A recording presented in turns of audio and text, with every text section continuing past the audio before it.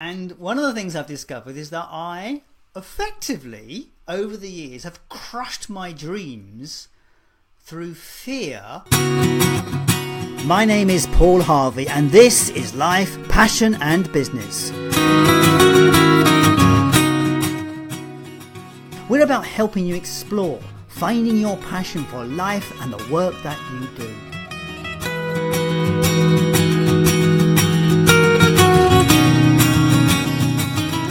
But it's so much more than that. It's about finding clues to the big life questions. What does it mean to be successful? What is the meaning of life?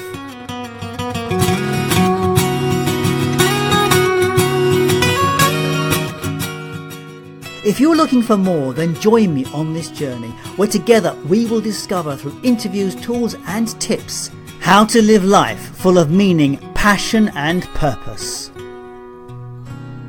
Welcome to Life, Passion and Business, and this started out as a podcast short that became a full program. As you may be aware, I have been working with my money story since meeting Laura Powner on the program a few weeks back.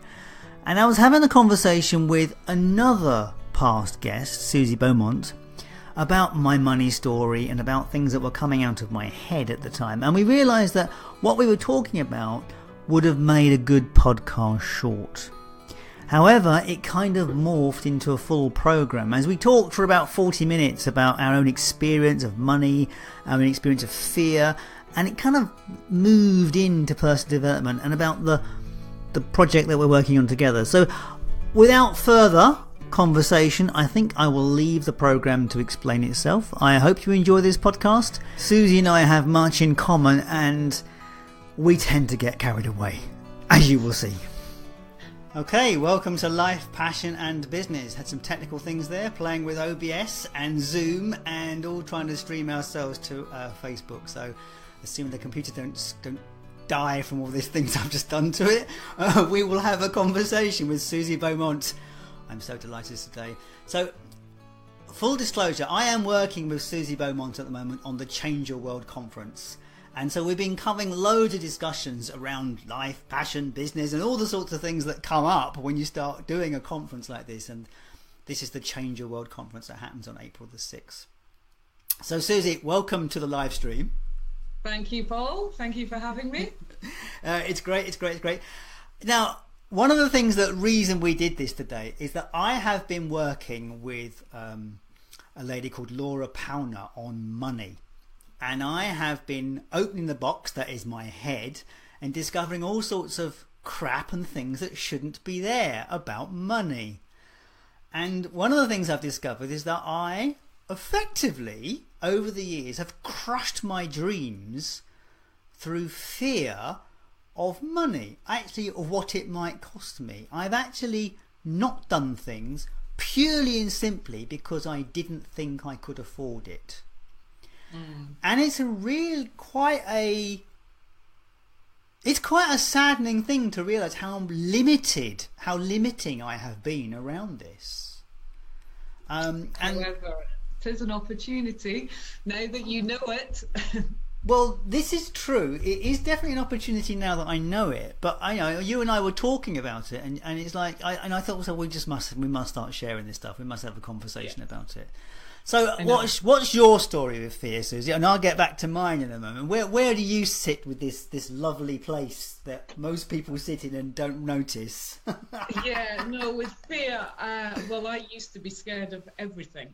Just terrified, absolutely, truly terrified to be myself, to live my potential, to speak out, tell my truth, be all that I could be, to stand out and shine.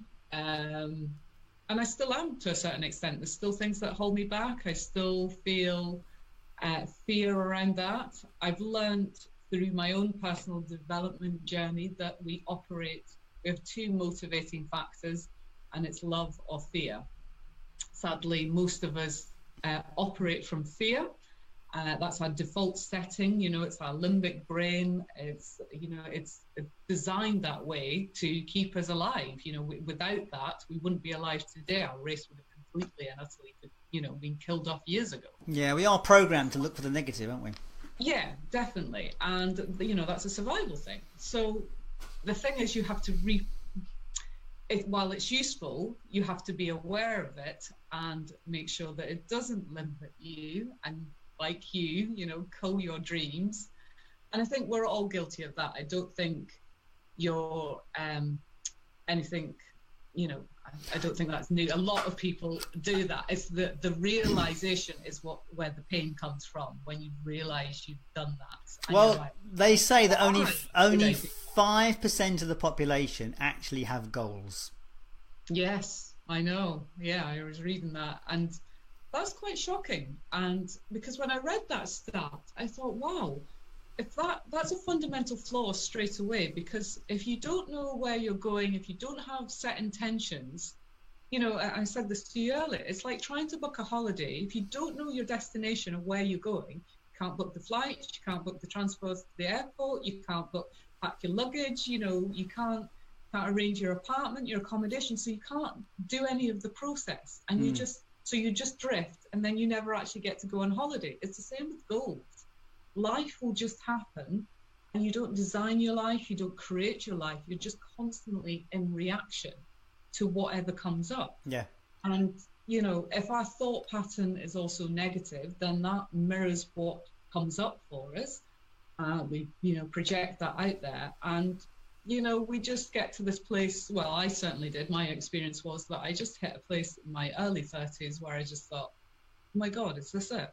Is this, you know, I'd done everything that I suppose I thought society, what you do. You know, you go to school, you go to further education, you get a good job, you get a house, you get the boyfriend, the partner, you know, all these things. I was on this track, and I just thought, this is just eat, sleep, work, repeat. And none of this is filling me with joy. You know, I mean, with the exception, I did love my job. I really had a great job. I was really thriving in that. But that's where I was putting all my energy, because I was avoiding the rest of my life. Because it was like, it was too uncomfortable. I knew it was uncomfortable. I didn't want to look at it. I knew I wasn't reaching my full potential. But I didn't know what else to do. There was fear there. Yeah. And it was like, well, if I look at this, that means I'm probably going to have to separate from my partner. If I get truly honest with myself and have an honest appraisal of my life, I'm going to have to split with my partner. That means selling the house that I really love and the location, and, you know, moving away from that. That brings up fear. How am I going to survive on my own? How will I survive financially? Fear about what other people would think, you know, this whole status that I'd created for myself, you know, the good job, the partner, the nice house, all that. And it's like, everyone will think I've failed, you know? And I found out that most people, well, you know, my good friends actually really cared deeply for me and weren't thinking anything like that. And anybody that didn't really know me, they were too busy dealing with their own stuff. Well, that's the point. Most people don't notice everyone else. I mean, and I don't notice anyone else until something comes and you suddenly think, oh, I thought they were doing okay. Yeah. And also, you just feel compassion for when you see somebody suffering and going through a challenge. You don't feel joy that they're going through that. No. You feel absolute compassion, if you're a decent person, obviously, but you feel compassion for that person. You're like, God, you know, I'm really sorry that's happened to you, you know. But as I've learned that all these challenges and crises, and, you know, they are an opportunity. You always learn something from them. And that's easy to say when you're out the other side of it. You know, I'm talking with sort of 7 years or even 10 years of hindsight of the crappy times I've gone through. And, you know, life is really good for me now. But, you know, whilst I was in the midst of it, you know, it was painful and it was horrible, and I thought I'd never get out of it. But it is this thing about recognizing, you know, there is opportunity. There's still opportunity. I mean, I found this picture at the weekend of when I was 16, and my son is the same age now, and we look so alike. This picture there's so much of him in me at that age. It really is. I mean, we look alike now, but looking at that now, you kind of wow. And I have to say, it did bring a lot of emotion up for me in looking at that picture, because I recognise all that potential at that time, and that's 40 years ago. And there is a sense of lost opportunity for me, which I'm feeling now. And actually, when I think about it, I'm feeling it now. I'm feeling that kind of like You can see the emotion. I did literally let those 40 years go by. And all right, I've done stuff and I've enjoyed my life, but what else would have been possible had I really embraced the potential? Yeah. You know, and that's why I wanted to have this conversation here today, because it's like, just because it's 40 years have gone by, I'm 56, there's still plenty of time. Absolutely. You know, there was that video we shared on Change Your World. Did you see it, of the old lady, the race? Yes, I did. Yeah, I mean, incredible. The lady on the race. I don't know if you've not seen this. It's on Change Your World, and I'll share a link of it here when I remember. It was a race. It was a 60-meter dash of older women, and we're talking seriously older women. And the last woman who crossed the line, became a world record holder. She did a 60-meter dash in 24 seconds, and she's 102. Incredible. And she's 102. I don't think I could do that. She's 102. I know. And she only took up running when she turned 100. It's amazing. I just think, and like, you know, I hear this constantly in the work that I do. I hear from people, oh no, I'm too old to start now.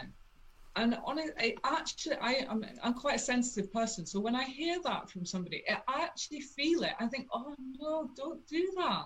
Don't say that to yourself, because your body and your mind and your soul is screaming out for you to be the absolute best that you can be. You know, it's like we actually have cells in our body, and that's their whole purpose in life, to reach their true potential. We're designed to reach our true potential. However, society, conditioning, I mean, one of my big things that I'm constantly talking about is that I don't think we have enough role models. You know, we become a direct reflection of the 5 people we spend the most time with. So if those people are not lifting you up and not inspiring you, not empowering you, encouraging you and supporting you, then you just end up being like them. And, you know, that might be fine. You might be lovely people, and everybody, you know, I'm sure they are. However, if you do have these dreams and goals and desires and they're unmet, it does start eating away at you. You know, a little bit of you dies. And that's, it's not a nice place to be. I mean, you were saying about your son, you know, he's the same age now. I often say to parents, you know, when we're doing the work that we do, and it's like, you know, look at your life now. Is that what you would want for your own child? Or would you want more? And all parents want more for their children, you know, and it's not to, you know, slag off their life or criticize their life, but it's just like the dream is there. Of course I want more for my son or my daughter, you know, but it's like, well, why don't you want more for yourself? You know, and you can see people kind of going, it's like when you see people in really crappy relationships, really toxic relationships, and they're being really challenged by it, and you're saying, you know, if your daughter was in this relationship or your son was in this relationship, you know, and it's a brutal question to ask, but the light bulb moment that goes off, because it's suddenly like, oh my God, I'd be telling my daughter. Yeah, but you see that you get into now, right? I'm a marketer, so I work with this kind of stuff. That's kind of what I work with. I mean, and in marketing, as we call that, the threshold of the pain to change. Yes. Yeah. There's this lovely old story of 2 old guys sitting on a porch somewhere in the US somewhere, and there's a dog lying in the middle, and he's whining. And the old guy says to his mate, says, "Why is the dog whining?" And the guy said, "He's laying on a nail." And he says, "Why didn't he move?" "Not that painful yet." Yeah. And that is absolutely. And that's it. You know, we learn to deal with pain to a point, and only when it becomes so painful. But when it becomes less than the pain, you know, or greater than the pain to change, we change. Yeah, absolutely. And even if sometimes, you know, you will reach your enough point where it gets so painful and you will start changing. However, change can be painful because it brings up it brings up the fears that we're talking about, obstacles, challenges. Leaving a partner, sorting out the issues of actually having to sell your worldly goods together. All that, you know, brings up judgment yourself, guilt, all these negative emotions.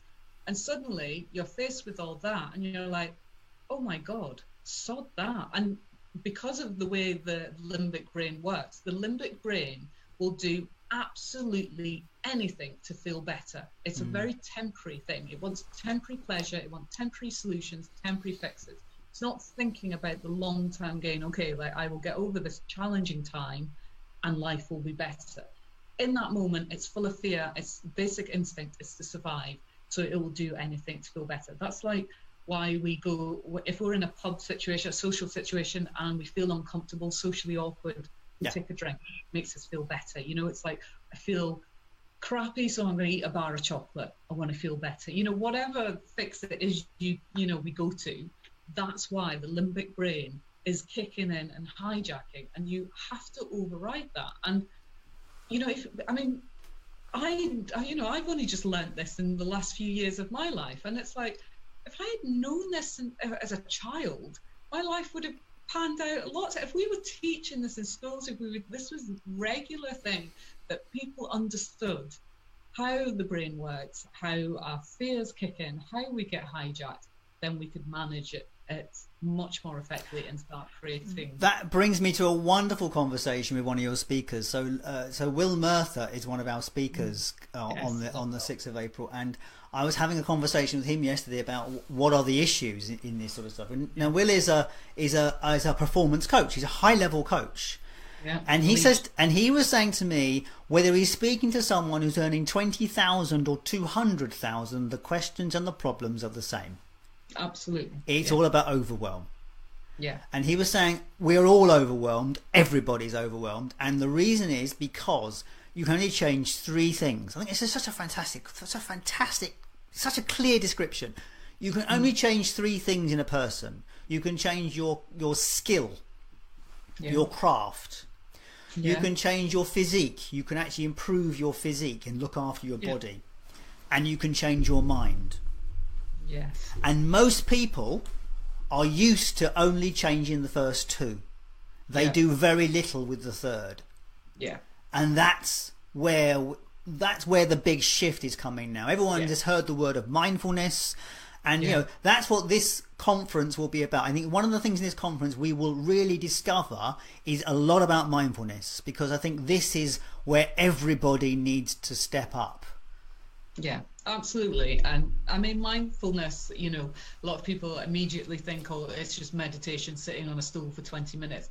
It's not. Mindfulness is being mindful of your actions and your thoughts and your, you know, how your body's moving, how the feelings that you have. I mean, you know, our body is speaking to us all the time with aches and pains. You know, it's signaling to us something you are doing is not serving you, whether that's the food that you're eating, the lack of movement, the stress that you're piling on yourself, the negative critical self-talk, you know, whatever it might be, or the environment you live in is constantly speaking to you. And it's very much, you know, like Will said about, you know, we don't develop the mind, you know, very few of us. I mean, that's what personal development is all about, is developing the mind, becoming aware of your belief systems, your conditioning, your influences, why you do, what you stand for, what your core values. Are you living in alignment with your core values? Because nothing will give you more stress, anxiety and resentment than going against your core values. And we never step off the treadmill. You know, we're so busy just on the rat race, you know, just going around, eat, sleep, work, repeat. We never step off to kind of go, right, what am I doing? Is this bringing me joy? And if it's not bringing me joy, what can I do? I mean, and even if you do that, you know, a lot of us kind of get to a point where you go, well, I don't know what I want. I mean, and this is what I was asked, you know, 10, 11 years ago in my first session. I had a life coaching session. It was like, well, what do you want? And I was like, I don't know. You know, I was just sort of said, well, how can you create the life that you want if you don't know what you want? And I was like, well, you can't. And, you know, I didn't have a clue. So what I then did is then start kind of just trying new things. It was like, what do I actually like? Who am I? Because I'd morphed into this, you know, I went through all the doing what I should do with society expecting me to get the job and the boyfriend and all the rest of it. But I was like, who am I? I don't even know who I am. I don't know what brings me joy. I don't know what I'm passionate about. I don't know what my values are. I don't know what makes me alive and feel motivated. So I started trying new things and working out the answers to these questions. You know, that's meant taking up hobbies, started personal development, I did mentoring, volunteering, I did all kinds of things. I went traveling, had all amazing, weird and wonderful experiences. And yeah, it was good fun. It was good fun going on a self-discovery. And I mean, it wasn't all easy, you know, like you've had a painful revelation in the last few days, you know, lots of that came up. But once you become aware of these things, that's the starting point to changing them. Because if you've not got the awareness, you can't even begin to change. So, you know, when you have these painful moments, that is when the magic happens. That's the opportunity to start, you know, addressing it and start going, well, that has been my pattern to date, but I don't want it to be my pattern in future. So this conference, getting back to the conference, is not necessarily, you don't have to be coming to this conference to be making massive big change. It's not necessarily about ripping your life apart. It's actually about looking at your life and saying, is this what I want? Yeah. And for most people, your life is pretty good, but it could be better. Yeah. I mean, and that's the fundamental thing. You know, I did, well, I still am. I was going to say I became evangelical when I first started. I had noticed that in you a bit. You see me before. This is it rained in. But it was like, suddenly I realised, just through the changes that I made in my life, suddenly realising how good I could feel. And I'd never experienced that. Like, I just had accepted what was, and didn't realize there was more. There was another level. I could feel more. I could live with vibrancy and excitement and joy and all the rest, all the happiness, that health and happiness. That's, you know, that's my fundamental core values, health and happiness. Can I ask a question? I've never seen a picture of you at 10 years ago. Oh gosh! You said you were overweight and all sorts of things going on. It'd be really I'm sorry, this is a bit personal maybe, but it'd be really interesting to compare the two.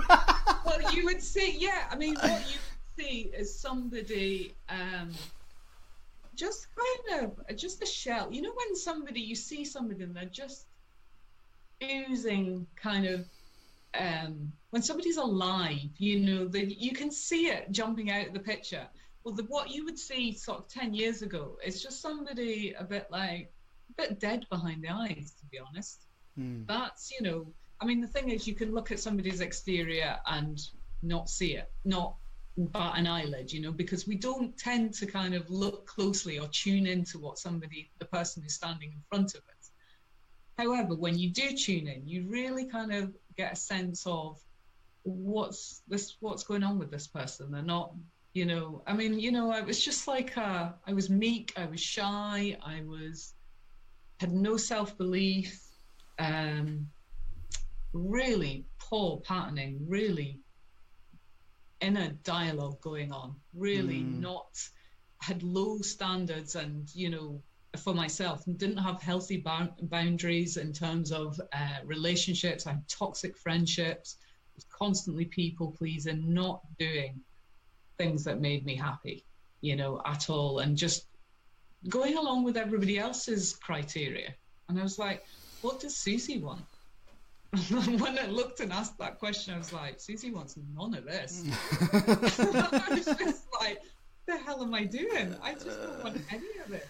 So you took up the idea of doing Change Your World, and now you have a job that's 24/7. Yeah, exactly. Yeah, I'm like, I live in the dream. Well, you will be. This is what it's like up to the conference. I appreciate all these things take time and a lot of effort. Yes, no, definitely do. So we've got on. Let's get to the conference and wind this up, because we've been talking 20 odd minutes now, and I think it's kind of it's short. So the conference has. I know it has Will Merthyr, and it has. You can say the complicated names. Okay, so well, I'll start off with the easier one. So we've got Brian Main. He's from he's the world's creator of the world's leading achievement system, goal mapping. So he's going to finish the day. So once everybody's been totally fired up and inspired and are like, yes, I'm going to do that, he's going to end the day with his goal mapping exercise. And this is very much, they want to create a ripple effect. We've all been to conferences, events and training, and we're like, that was a brilliant day, fired up, and then we go back to work on a Monday morning, don't implement any of it. So he is very much going to put in the tools and techniques to give you a game plan. Brilliant. But you know the steps that you need to take to get that goal up and running and start achieving that. The start of the day, we've got Maggie Georgopoulos. So she is from Mags Inspire. She's a consultant. She's a women empowerment coach. She's an author of Up the Ladder in a Skirt. She's talking about her rise to success in a very male-dominated environment. But she's going to be talking about conditioning of the brain, why we think the way we do, the impact that has, and just, she's got, I nearly blew it there. She's got quite a surprising revelation to reveal at the conference as part of her story, but it's an extremely powerful story. We have Marta Lewandowska from Plant-Based Health Professionals. I'm glad you did that one, because I didn't want. Say it on the day. I know, and we're going to practice it. We're going to practice it. And I'm not sorry, Marta, but I struggle with your name. I know. It's truth. I was like, just hope I've got it right. So just Lewandowska, just mumble it quickly. No, we're practice. Probably offended everybody. But she's going to be talking about the benefits. There's so much research now coming out about a plant-based diet. Yeah. Lots of people are very confused. There's lots of conflicting advice. So she's just going to be revealing the latest research into plant-based health, how it can reverse certain health conditions. It can certainly prevent conditions like cancer, diabetes, heart, stroke. I mean, it's quite well documented now that you can reverse type 2 diabetes by literally changing your diet. I mean, it's very absolutely, it's I mean, really common. I went to a conference and they showed actual scans of a heart attack patient, and he was about to have stents put in, and he said, I think he was advised, try a plant-based diet. He did it for 4 weeks, a plant-based diet, purely plant-based. And then he took another x-ray and all his arteries had opened up and he did not need the stent. That was 4 weeks.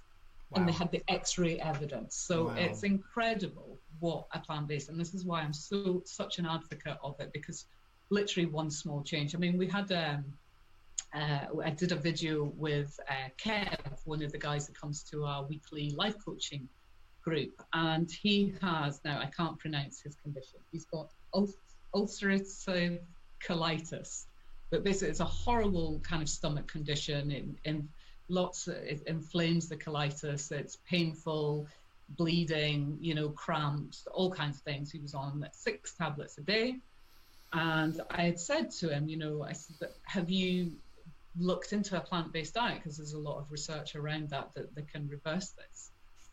And he was completely skeptical. He's just a diehard carnivore and all the rest of it. However, he went away, he felt empowered, and he went away, looked into it, found that there was quite a mounting bit of evidence. He thought, do you know what, I've got nothing to lose, I'm going to give this a try. So he tried it, went plant-based. Within 6 months, he'd reduced his medication down to 3 tablets a day. And I mean, he was on steroids, he was on anti-inflammatory, all the really hardcore drugs. Yeah. And, he went to his doctor, he did it along with his doctor's advice and said, I'm going to try this. 12 months later, he's symptom-free, pain-free, he's off all his medication. I got a text from him today. He said he saw his consultant, and his consultant said that you no longer need to come back and see me because he's not having any. And that is supposed to be an incurable condition. Yeah, absolutely. And it's same with, Crohn's disease. Apparently, plant-based diet is doing amazing things for Crohn's condition as well. So, there's loads of benefits. So we've got Marta talking about that. And again, Kev is just a prime example of just one small change that he made to his lifestyle, and being able to thrive as a result. So that's kind of things you get in the conference. The other person we've got so Ian Bell, he's from the Executive Fitness Foundation.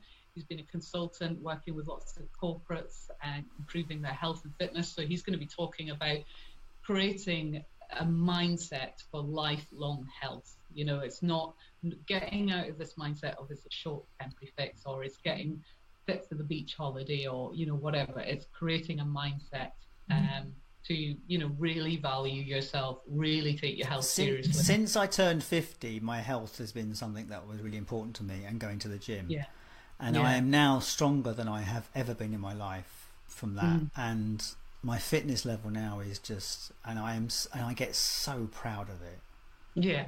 And it is, you know, and I have a six-pack that I never had when I was a young man, and it's like, you know, I have the beach body, and it's like, You're like, yeah, I have the beach body all year round. And it's like, and I say this to people, and they kind of go, yeah, but I'm not going to show you. Well, that's it. It's fine. Just go abroad. You need to live. That's the next step. That's your next step. But, you know, isn't that amazing? It's like, and like today, I was moving some stuff for a friend today, and shifting bits and pieces, and she said, "Bloody hell, Paul, you're strong." Yeah, I know. And do you know one of the reasons that why most elderly people end up in an old person's home? I heard this from a personal trainer. It's not because they've got all the faculties, their mind, body, and spirit is all there, but the fundamental thing is because their core strength goes. Yes. And they can't get up off the toilet. And that's why they end up in an old person's home, because that simple fact, because they haven't got the core strength. So just, you know, developing your core strength, because if our core strength just keeps the rest of the body just you know, rocking. So who else have we got? The final one, that was Ian Bell, and Ian Bell, and it's Brian, isn't it? Sleep. Oh, Jane. Okay, Jane, and yes. Jane is. So we've got 8 speakers altogether. Yes, including you. I'm going to be opening at the conference, sharing my own story, and just explaining. The theme of the conference is going to be about conditioning this year. So I'll be setting the theme for the day, and just explaining how we're conditioned, and it's about, you know, living true to yourself. And, you know, I said this to you before in the podcast that we did, that, you know, I read this quote and it really stuck with me about life being a test, and we only pass if we are true to ourselves. And, you know, it's going to be reinforcing that, and just sort of saying, you know, be very mindful about where your influences have come from, your belief patterns, you know, what is the limiting beliefs that are holding you back? You know, you've just discovered a major one, you know, and it's like, so it's kind of thinking, well, what are my core values? What are my belief systems? And am I living in alignment with them? Because see, when you do, life just becomes so much easier. It really does. It just takes out all the complications of the anxiety, the stress, because you know your foundations, you know who you're about, what you stand for, what you want. And it just, when you know these things, life just flows a hell of a lot easier. So that's, yes. And Jane, I've briefly mentioned Jane, bless her. She is from Before I Go Solutions, and she'll very much be talking about the subject of death, which makes you immediately go, oh, great, can't wait to turn up for that one. However, it's very much, you know, looking at the end of our life, and so that we can really focus on living, because so many people are terrified of death. You're like, no, you should be terrified of not living. Death and taxes. Death and taxes are the only 2 things you can guarantee in life. Exactly. So it's just like, do you know what? That's certain. It's going to happen. But what you do in between, is the difference between preventing it. If you recognise, precisely, if you can recognise that you're going to die, you can do all sorts of things about not getting there, or at least enjoying the journey before you do. Absolutely. And I mean, that was the thing. That was the fundamental. I mean, my story is I've lost my mum, my dad, and my sister, you know, all very young. And this was a brutal life lesson for me. And however, if I can learn from this, like I lost my dad first, and, you know, I was only 24 at the time, but my dad was like, oh, I'm too young to die. I don't want to die. I've still got too much to do. And I remember thinking, that's not going to be my legacy. I can't. If I can learn anything from this painful experience, then that's not going to be my legacy. However, flash forward 10 years, and there's my mum and sister getting diagnosed with terminal cancer, both young, and I'm thinking, I wasn't thriving at that time in my life. You know, I'd become completely complacent about life again. I was like, how have I allowed this to happen?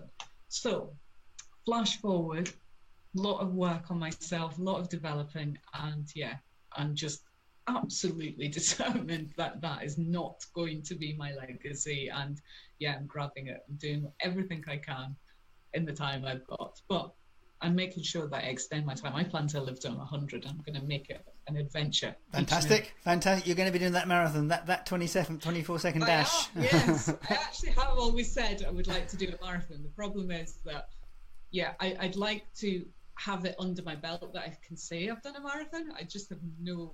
So my last podcast, work for it. my last podcast guest, who did 63 marathons in 63 days. And in the 1st of August is about to run across Australia in 63 days. She was pointed out to me that only 1% of the world ever run a marathon distance. Yeah. So if you do a marathon, you are in a very elite squad. Yeah. So it's really made me think, I'm never going to be in the top 1% of wealth, but I might be able to do. That's your money story talking. Possibly, yes, but yeah. You just need to change that money story. Maybe I do. Yeah. So anyway, our final the speaker. 1 year old dude. So our penultimate speaker is Nick, and he's talking about sleep. Oh God, you forgot about Nick. Yeah. And everybody has this thing of, do you get enough sleep? Yes. And it's like, yeah, because I as I get older, I notice I can sleep a certain amount of time, and I wake. Yeah. Well, this is what Nick's going to be talking about, because I think we have these, well, again, we're conditioned, we're influenced, and we're told all these stories around sleep. And, you know, it's all about, he's going to be busting some myths around sleep and just getting you to work out your own sleep cycle. He talks very much about, you know, actually 30% of the population are AMers and 70% are PMers. Which actually means we're all pretty much working against our natural working days. So, you know, we're not at our best. So there's only 30% of the population that are actually at their best during the morning.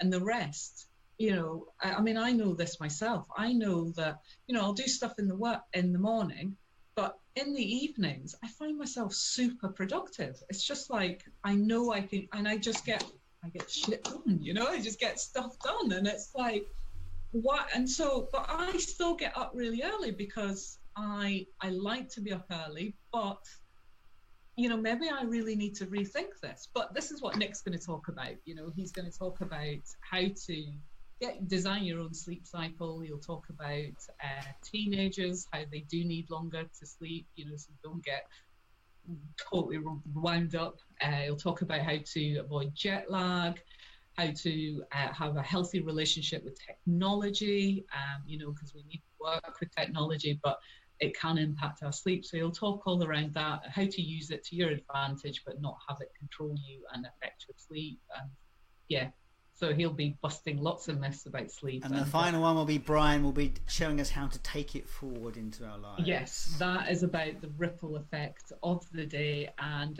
yeah, going forward and what you do. Because the thing is, theory is wonderful, but application is the answer. You know, it's all wonderful learning all these things, but if you don't apply any of it, nothing is going to change. Actually, just talking through this is it's quite an exciting day. I'm actually I mean, I've been looking forward to it anyway, but talking to you about it with you, I mean, oh yeah, let's get this out, let's get this going. Well, and I mean that we've not even mentioned the exhibitors, you know, because that's the other thing. So we have exhibitors there, and again, they're very much there to support people making differences in their life. And that's sorry. My friend coming in. Yeah, it's very much the exhibitors are there to help with the ripple effect. So whilst you're fired up in that space, you can tap into life coaches, personal trainers, any healing that we have, Reiki, holistic therapies, that kind of thing. So that whilst you're fired up, you can tap into those and get the support, because we can make these changes on our own, but it is so much easier if you get the support, if you get a coach, if you get accountability, you get, whether it's people that a tribe of people. This is why things like Weight Watchers and running groups work, because they have that social aspect, they have accountability, they have group people motivating each other and supporting each other. That's what the idea of the exhibitors are. So they'll be showcasing their services and highlighting how they can help you to make the changes that you want. Looking forward to it. Yes, it's going to be a great day. It is. 6th of April, Inverness, Smithton Church. Be there or be square. Showing your age there. What am I? Jesus. So tickets are available from the Change Your World website or from Eventbrite. I think you can find it on there. ChangeYourWorld.me. Yeah. So details will be here. Anyway, thank you, Suzy. It's been a pleasure to have this conversation and to play with this new toy, and let's see how it all works. Anyway, I will catch you soon. So thank you so much. Take care. Cheers. See you later, Paul. Bye. Bye. And that was Life, Passion and Business with my guest, Suzy Beaumont from Change Your World. If you would like to attend the conference on the 7th of April, I appreciate some of you are a little further away. It is in Inverness in Scotland, and it promises to be a spectacular day with 8 speakers and lots of opportunity to get stuff done. There is also another interesting heads up. There is more to come from Change Your World, which everybody could get involved with. So if you are interested at all in the potential for your own personal development, it's worth swinging by the Change Your World website and seeing what's possible, because I know there's some things coming up in the next few months that would be interesting to anybody all over the world. A little heads up in what's coming. I'm doing a podcast with myself next week, and I've also got an interview next week with a local farmer. And I have known this gentleman for probably 10 years, and he was a marketer like myself, and he came back to the land. So there'll be an interesting conversation as what drives someone away from business to a business which is very much part of the earth. Anyway, thank you again for your time and attention, and I will catch you later.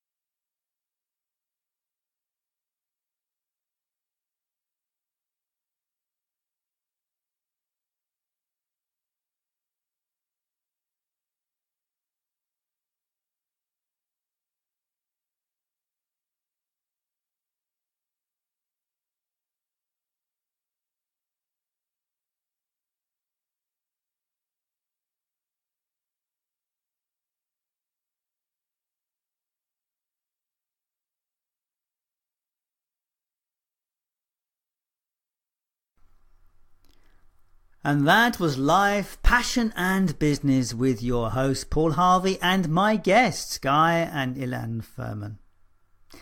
What a great program. I so enjoyed that conversation with you guys, and I am looking forward to perhaps catching up with them again. They did promise to do some live coaching with me on the program at some stage, and maybe we'll take them up on that option. So if you would like to catch up with Guy and Ilan, you certainly can. All the details you will find on the Life, Passion and Business website underneath this podcast. It only remains me to say thank you for taking the time to listen to these shows, because it's such a pleasure to create them, and I hope they bring you some useful content or information. And on that subject, I am always looking for interesting guests. If you think you have something to offer this program, please get in touch. If you visit the website, there is a guest section where you can just send me some details and let's talk. If you are enjoying this podcast series, please support the show by liking and sharing our content.